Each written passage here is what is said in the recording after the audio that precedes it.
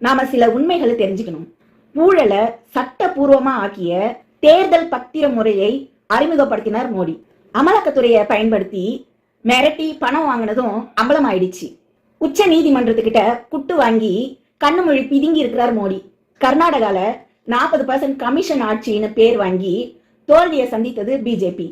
வாஜ்பாய் காலத்துல கார்கில் போர்ல இறந்து போன ராணுவ வீரர்களுக்கு சவப்பெட்டி வாங்கினதுல செஞ்ச ஊழல் தொடங்கி கொரோனா காலத்துல வெண்டிலேட்டர் வாங்கினதுல ஊழல் என ஊழல்ல கரை கண்ட கட்சி பிஜேபி. எதிர்கட்சியில இருக்கவங்கள ஊழல்வாதிகள்னு சொல்றது, எதிர்கட்சியில இருக்க பெரும் புள்ளிகளை தன் அடியால் படையான அமலாக்கத்துறையை ஏவி மிரட்டி தம் கட்சியில சேர்த்துக் கொள்வது, பணிய மறுப்பவங்களை ஜெயிலுக்கு அனுப்புறது, இல்லைன்னா கூட்டணியில சேர சொல்லி நிர்பந்தம் பண்றது.